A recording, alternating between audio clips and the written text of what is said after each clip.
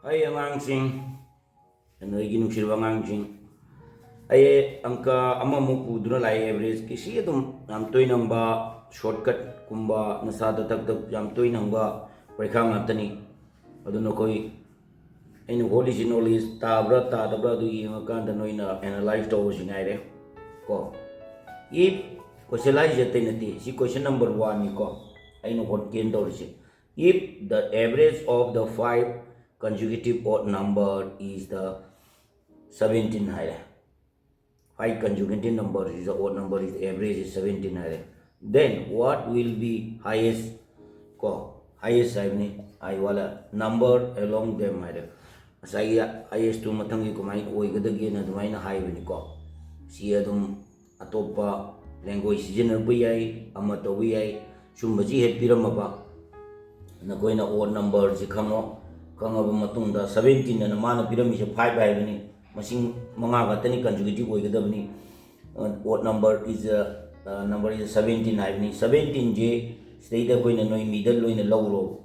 maya center oina lawo bosina center oina lawraba matamda 17 gi manga haibani 5 consecutive haibani 17 gi ngasai gi kedoge na haibanda 17 jine center oilaga kedoge haiba matamda ani du ito chondo itar gadi kya lani 17 de utar gadi 15 13 sire horane ba 13 15 17 ni center 17 mutung de kya lani 19 kya lani 21 sini ko odd number ai adu itar gadi ngasai gi any 5 oigira 6 oigira 7 oigira moine piram du gi matungina center je kada de lawra ge ai matam de center do lawra ngasai gi center je 17 lawro pyramid masing duna center lawro sonda kya laire 2 laire sonda kya laire 2 laire sidai su koi thong ang bai wani adu target si ji 5 taram ne 5 chuma mane ba 2 plus 2 means 4 si ji gadi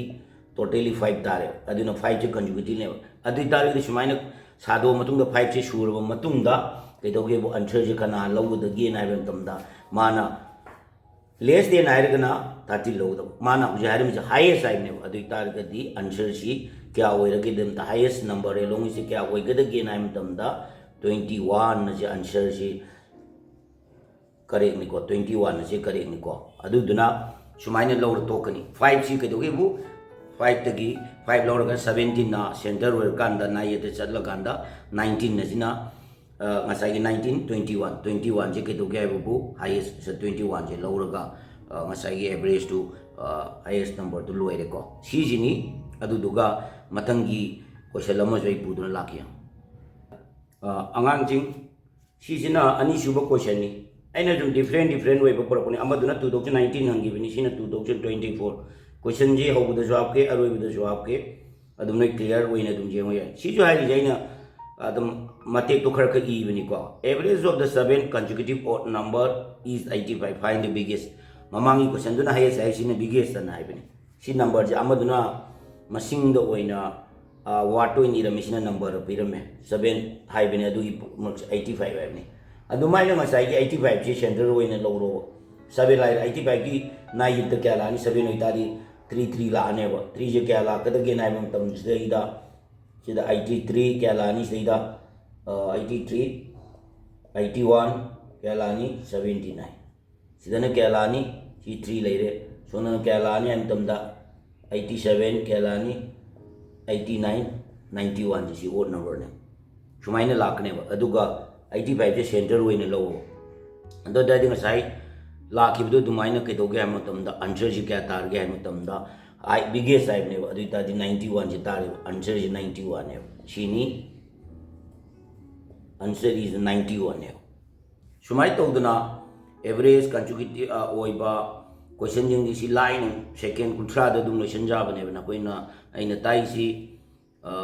yan ta utar gadi knowledge from utar gadi like toromu subscriber toromu